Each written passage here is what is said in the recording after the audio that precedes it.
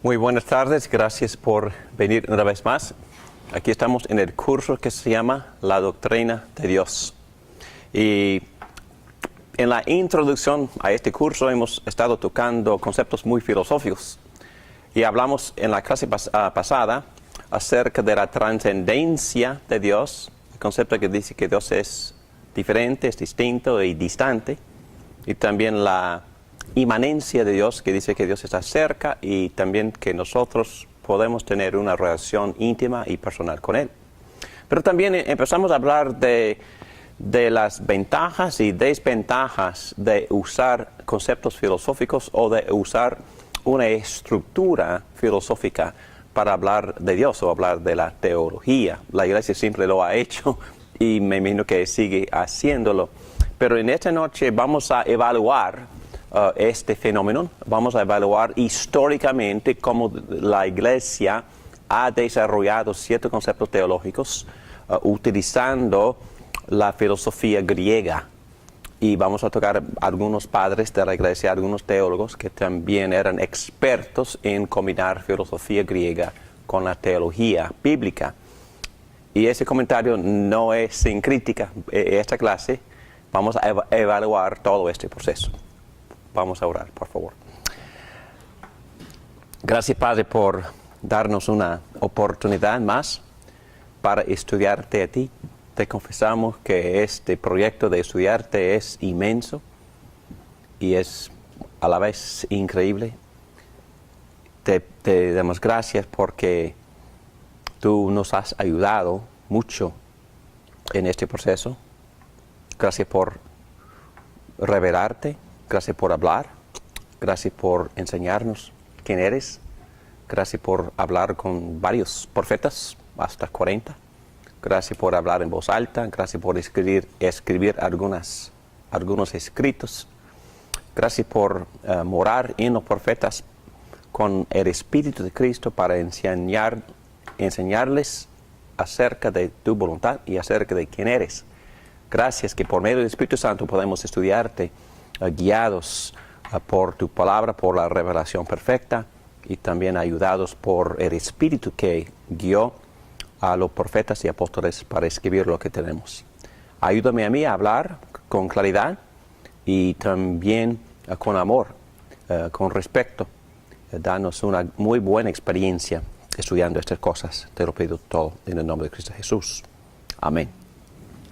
Muy bien, aquí tienen las notas y voy a seguir más o menos estas guías. Y arriba dice, Dios habló, citando un texto en Éxodo. Dios habló. Y es una presuposición nuestra que Dios sí habla. Aquí dice el texto, Dios habló y dio a conocer todos estos mandamientos, hablando de los 10 mandamientos. Yo soy el Señor tu Dios. Yo te saqué de Egipto, del país donde eras esclavo. En otras palabras, Dios se reveló como Redentor antes de darnos su ley. Entonces lo obedecemos porque nos salvó. Por gratitud lo obedecemos. Tenemos claves, no voy a meterme mucho en esta hora porque vamos a tocar estos términos en la clase: analogía de ser, teísmo clásico, ontología, y estos términos que tienen que ver con argumentos clásicos, y vamos a examinar cada argumento que la Iglesia usó, que Tomás Aquino desarrolló para defender la fe cristiana históricamente, alrededor de 1000 años antes, 1000 años después de la vida de Cristo aquí en la tierra. Muy bien, la pregunta a la cual vamos a dirigir en esta clase: ¿por qué revisar de nuevo la teología natural? Evidencias en la creación que indican la existencia. ¿Qué valor tiene la revelación natural? Todos los teólogos, para que ustedes sepan, dividen la revelación de Dios en dos categorías. ¿Ustedes saben las que son las categorías? Entendemos que Dios se revela principalmente por medio de dos categorías: la creación y la Biblia, la palabra. Y nosotros creemos, porque Cristo enseñó, y todos los profetas enseñaron, y Cristo afirmó sus enseñanzas, diciendo que toda la Biblia es inspirada por Dios, es decir, creada por Dios. Dios habla a través de la Biblia, es decir, Dios inspiró, Dios le dio a conocer a sí mismo a los profetas y apóstoles. Y el Espíritu de Cristo estaba en ellos, guiándolos, llevándolos para que ellos escribieran exactamente lo que Dios quería que escribieran, para que nosotros pudiéramos conocer a Dios. Y es una creencia cristiana y es una presuposición que estoy usando constantemente en esas clases. Dios se revela a través de la creación y también a través de su palabra. Muy bien. Y vamos a pasar todo nuestro tiempo esta noche hablando de lo que se llama la revelación natural, la revelación por razonar, la revelación por examinar la creación, pero nosotros también, y nuestra habilidad de razonar también es parte de la creación. Y vamos a meternos mucho en cómo la iglesia trató esta disciplina a través de los siglos. Bueno, aquí dice, el hombre hecho a la imagen de Dios en Génesis capítulo 1, versículo 26, Dios creó al hombre a su imagen. Y eso es primordial, es muy importante, porque nosotros somos su imagen, no somos divinos, pero también Dios nos creó para reflejar y representarlo aquí en la tierra. Y la cuestión en esa lección es esta: ¿en qué sentido existe una analogía entre Dios y el hombre, o entre Dios y el resto de la creación? Entonces, vamos a examinar cómo los filósofos razonaron, empezando con sí mismos, empezando con la creación y argumentando que existe un Dios, argumento basado en algunas deducciones filosóficas. ¿Ok? Y es lo que vamos a examinar esta pregunta. La analogía existe en que Dios entra el mundo y dice, mire usted eso, así soy yo. O mire usted esto, así soy yo. Pero con cuidado, porque eso no es una analogía ontológica. Voy a definir esa palabra otra vez. Porque en la Biblia Dios está a un lado de la línea metafísica y nosotros estamos al otro lado. No hay correspondencia ontológica. ¿Entienden? Es que Dios es trascendente, ¿verdad? Dios es distante. Pero esa palabra trascendente también dice o implica que Dios consiste de una sustancia acerca de la cual no sabemos nada. Entonces Dios es distinto. Somos seres humanos. Sabemos que Dios es una persona, sabemos que Dios es un espíritu, pero en verdad no conocemos a Dios ontológicamente. Entonces Él es otro. No hay nada en la creación que se pueda comparar a Dios. Entonces no existe ninguna analogía ontológica. Es decir, no existe una analogía de ser. Porque no hay nada, ningún animal, ni un gato, perro, león, ningún ser humano. Es que somos de sustancia diferente, distinta. Y Dios es otro. Entonces, una de las cosas que vamos a enfatizar en esta clase es que los filósofos confundieron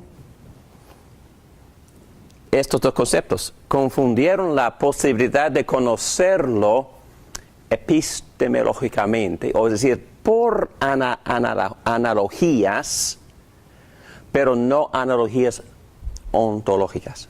Cuando Dios nos viene y dice, bueno, mire, ese padre, yo soy padre. En un sentido, ustedes me pueden comprender como padre. O cuando Dios viene y dice, este es mi hijo. Oh, yo tengo hijos. Entonces, en un sentido, yo puedo, por comparación, pero hijo Cristo no es como el hijo mío, es que tiene sustancia distinta, diferente. ¿Ok? Pero podemos conocerlo por observar y por evaluar estas analogías. Y podemos conocerlo en parte por estas comparaciones. En otras palabras, lo que vamos a considerar, letra C, en esta lección es hasta dónde nos ayuda la revelación natural para conocer a Dios. Entonces, no cabe duda. Podemos conocer a Dios por medio de la revelación natural, por medio de la creación. Y la Biblia misma lo dice. Ustedes saben lo que dice Salmo 19, ¿verdad? Aquí dice, los cielos cuentan la gloria de Dios. Los cielos cuentan. El firmamento proclama la obra de sus manos. Un día comparte al otro la noticia. Una noche a la otra se lo hace saber. Entonces es posible conocerlo en parte por estudiar la creación. Pero al mismo tiempo metemos en obstáculos. Antes de meterme en obstáculos, ¿cuáles son los obstáculos? Entonces, ¿qué es lo que lo hace difícil conocer a Dios así como deseamos conocerlo o como debemos conocerlo por solo estudiar o evaluar la creación? ¿Cuál es el problema? Hay limitaciones. Entonces, ¿en qué se basan estas limitaciones? Sí, hay limitaciones, es la pregunta, es la afirmación, pero ¿en qué sentido? Entonces, ¿cuáles son las limitaciones? Nuestras capacidades que Sí. nos impiden ver más allá, tú sabes, de su grandeza. Ajá. Para Ok. mí es imposible, vaya, te digo la verdad. Ok. Es que uno se pone a pensar la grandeza, cómo será Dios, qué tamaño tendrá, en qué forma crea un universo tan grande. Vaya, yo no lo he podido, tú sabes, trato, pero se me hace imposible a veces que comprender las profundidades eso también. No, hay cosas tan profundas de Dios que son imposibles para conocer. No. Uno es- se queda, vaya, maravillado, solamente mirar la Exacto. tierra, mirar la Ok. luna, mirar todo, la forma que gira, la belleza, Exactamente. las diferentes estaciones, los animales, todo. Dice, bueno, ¿cómo será? ¿En qué forma habrá creado esto? Cuando uno se pone a analizar eso, hermano, ¿en qué forma ha creado el ser humano? La belleza, la grandeza, los animales, los árboles. No hay un ser humano que se aparezca igual. Dice, bueno, Correcto. ¿cómo será? ¿Qué clase de Dios será este? Vaya, es imposible. Muy bien, muy bien. Entonces, la inmensidad, la grandeza, Dios lo hace difícil, pero también hay otras cosas que lo hace difícil. Y estas limitaciones, vamos a, con todas las buenas intenciones del mundo, estudiar la creación sin la Biblia. Estamos hablando en esta noche con la Biblia cerrada, ¿ok? Y con la Biblia cerrada, ¿cuál es el problema o cuál es el desafío? Porque no llegamos a conocer al Dios que existe solo por estudiar la creación o por usar razonamientos o filosofías clásicas. ¿Cuál es el problema? ¿Qué problema tenemos? Voy a leer lo que Pablo dice.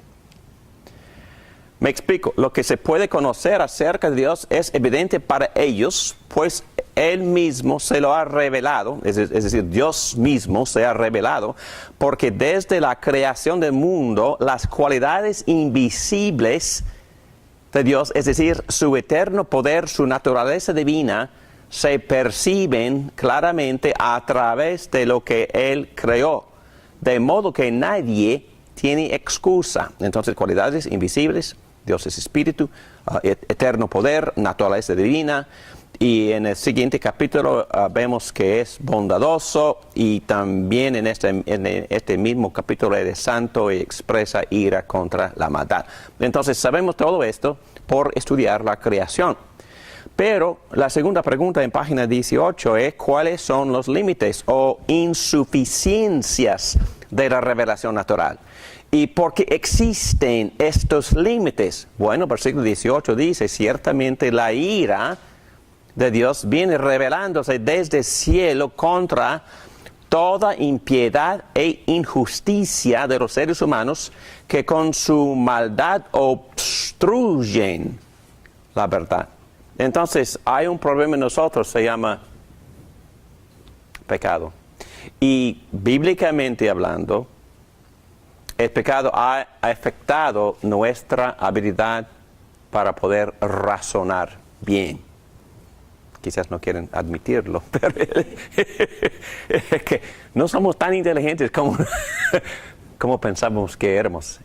Y no pensamos tan lógicamente como nos gustaría. Y hay muchos textos que enseñan esto. Y esta palabra en sí, obstruyen, también se puede traducir reprimen. Pues también yo examiné varias versiones, varias traducciones de esta palabra. Detienen la verdad, o retienen, oprimen, reprimen, restringen, es otra traducción. Entonces, nosotros resistimos la revelación natural. Resistimos las verdades que Dios está gritando, nos está gritando del cielo y nos está gritando de la creación. ¿Por qué resistimos?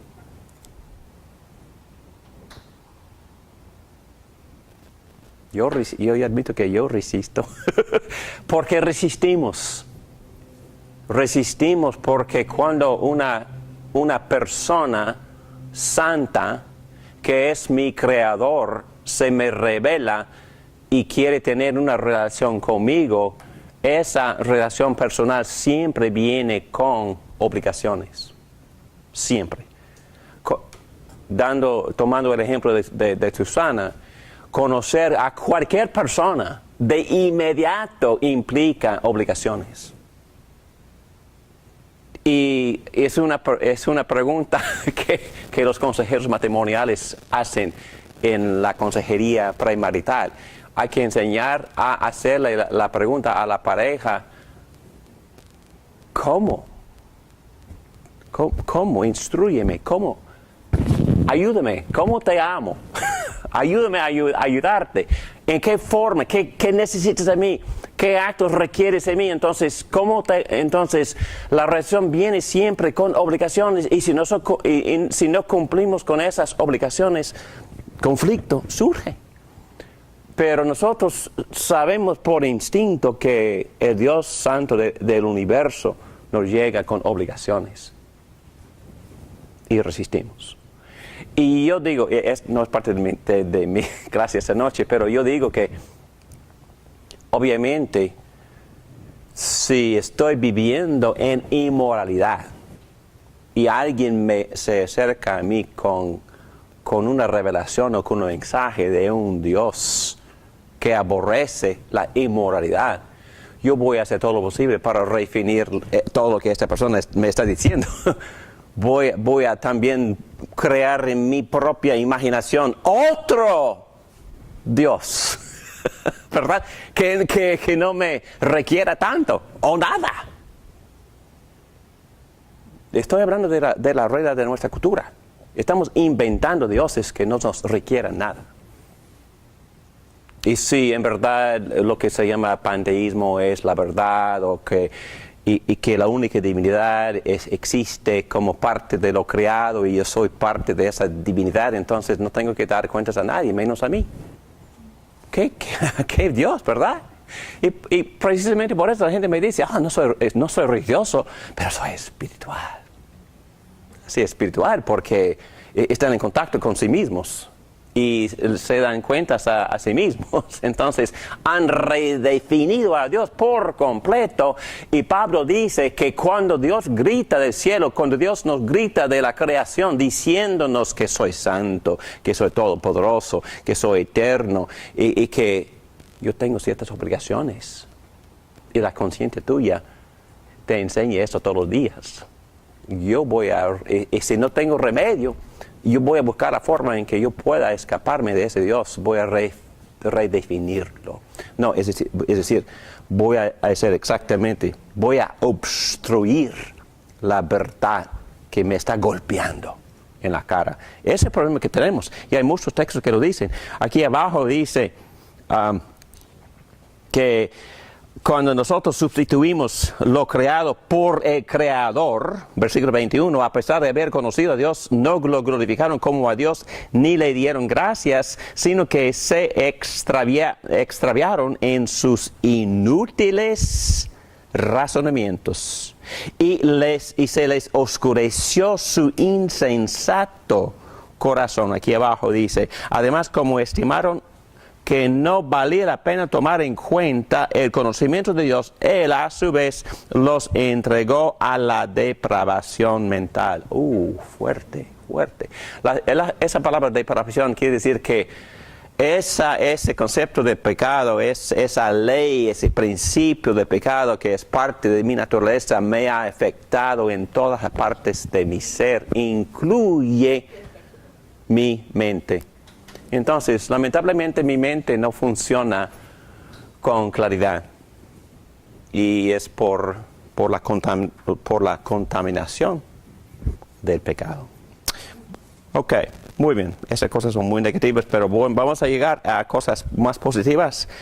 Y estamos hablando estamos evaluando este proceso de estudiar a Dios solo por medio de la naturaleza. Número 3 dice, la ley de probabilidades sugiere que algunas de las ideas del hombre natural estarían correctas. Entonces, eso es una acertación positiva.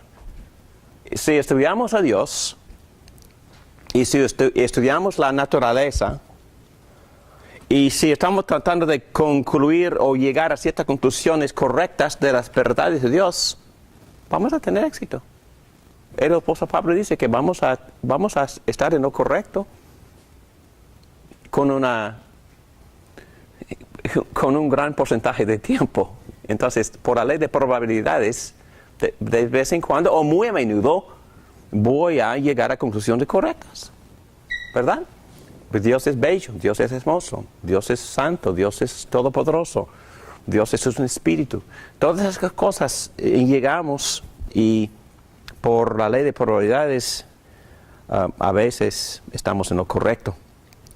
El número 4 dice, pero la Escritura como árbitro es necesaria para tener conocimiento confiable. Y bueno, positivamente o negativamente, lo que sea, usamos los argumentos, evidencias, argumentos filosóficos, pero no identificamos a Dios con su creación, se llama panteísmo. Y también se puede revelar conocimientos verdaderos por medio de la creación, por la naturaleza, correcto. Y quizás no son pruebas, pero son pistas que apoyan nuestras presuposiciones. ¿Cuál es nuestra presuposición? Yo empecé con 2 en esta clase. Dios existe y Dios habla. ¿Ok? Y habla con claridad a través de su palabra. Y entonces, estas evidencias filosóficas, estos argumentos filosóficos pueden ser útiles, es mi punto, no infalibles, pero útiles en conversaciones cuando estamos tratando de apoyar nuestras presuposiciones. Cuando estamos tratando de apoyar mi creencia que Dios existe, está bueno usar un argumento cosmológico. No es infalible el argumento, pero me ayuda un poco y también me ayuda a abarcar la conversación con una persona escéptica. O quizás con un creyente que también está luchando para poder entender todo lo que estamos tratando de enseñar acerca de Dios. Entonces digo que son útiles. Estos argumentos es mi único punto. Son huellas, dice otro autor, digitales divinas en la creación. Si Dios ha creado como usando la pintura de un artista, obviamente esa pintura va a tener huellas del artista. Literal, no literal, pero vamos a poder conocer algo del artista solo por estudiar lo que su creación, ¿verdad? Entonces, Dios también ha dejado huellas digitales en toda su creación Y en forma acumulativa, las pistas tienen mucha fuerza. Entonces, si uso los 3 argumentos cosmológicos, si uso el argumento teleológico, es decir, argumentando basado en el diseño, y también usando el argumento moral, o de vez en cuando el argumento ontológico. Entonces, todos estos argumentos me pueden servir en las conversaciones acerca de Dios y ayudándonos a apoyar nuestras presuposiciones. Muy bien, preguntas. ¿Estamos más o menos bien? Solo estoy diciendo que la filosofía, los argumentos no son infalibles y a veces no pensamos bien por el pecado, pero son útiles y podemos aprender a usarlos efectivamente en nuestras conversaciones cuando estamos tratando de apoyar que Dios existe y que Dios habla. ¿Ok? Muy bien.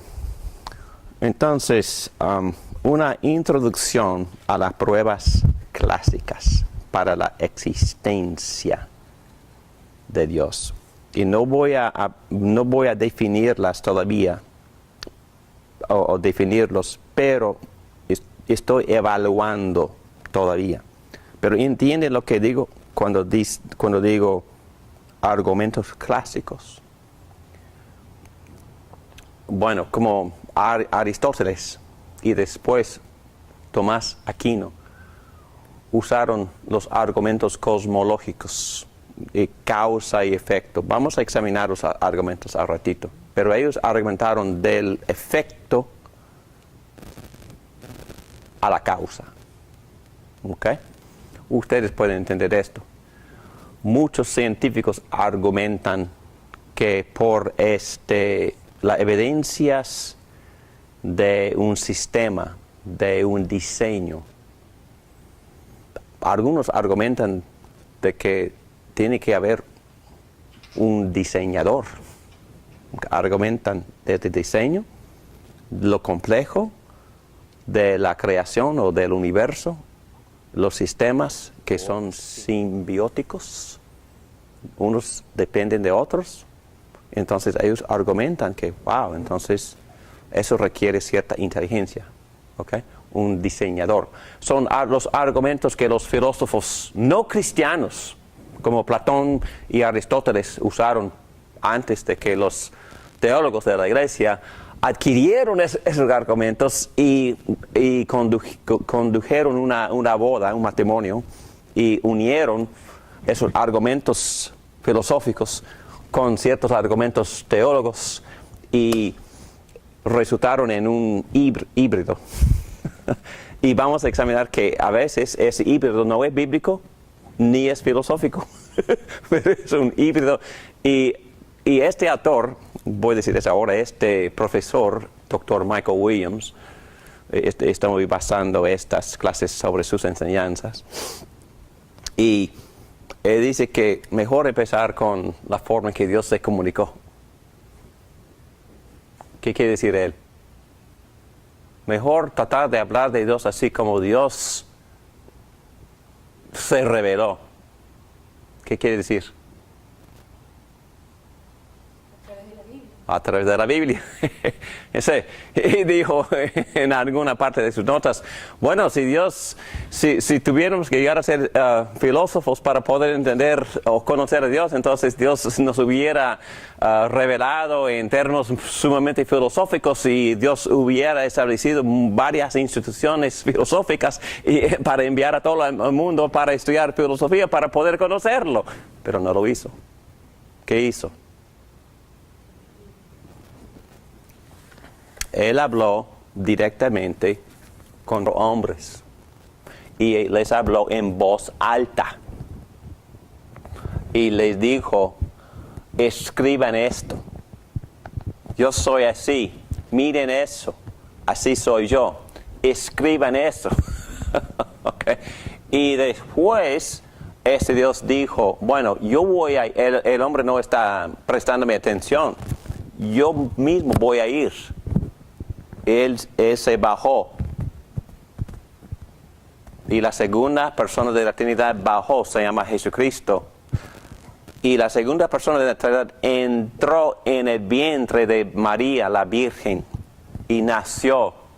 Nació persona divina, perfecta, santa y humana, justa en este caso, protegido y conservado con su naturaleza divina. Y esta persona también eligió a 12 y les enseñó por 3 años. Y la noche de su arresto, hablando en la última cena, Él les dijo, yo voy a ir, pero será mucho mejor, porque le voy a enviar a otro consolador, y Él va a tomar de lo mío y va a hacerles a conocer. Entonces, Él va a darles muchísimo más de mí. Él nos va a enseñar de mí, no es más. Él me da a dar a ustedes. Yo voy a vivir en ustedes por medio de este Espíritu. Y este Espíritu va a enseñarles muchísimo más. Y también este Espíritu les va a decir cosas que han de venir. Y van a darles a ustedes una memoria prácticamente perfecta. ¿Por qué? Para que pudieron escribir el Nuevo Testamento. Y todo esto nos enseña Dios hablando personalmente en voz alta, Dios bajando del cielo, caminando en la tierra, enseñándoles a 12 quién soy yo. Y Él principalmente se murió por nuestros pecados y resucitó para nuestra salvación y nuestro futuro. Ascendió y está intercediendo ahora mismo a la diestra del Padre, siempre comunicándole al Padre, fíjate, me morí por ellos, aquí está mi sacrificio perfecto, intercediendo verbalmente, pero también ofreciendo ese sacrificio perfecto. Él va a venir para restaurar todas las cosas. Cristo les enseñó todo esto y nosotros sabemos todo esto y sabemos cómo es Dios porque Dios mismo vino y también enseñó mucho más acerca de sus atributos, sus características y también actuaba muchas obras salvíficas, o es decir, obras que nos salvan. Y por esto conocemos a Dios y así Dios se reveló. Entonces este autor dice que está bien jugar un poco con la filosofía y les prometo que esta es la última noche, porque vamos a ir más adelante, vamos a examinar lo que Dios ha dicho en su palabra, pero por nuestro propósito en esta noche vamos a seguir examinando estos argumentos.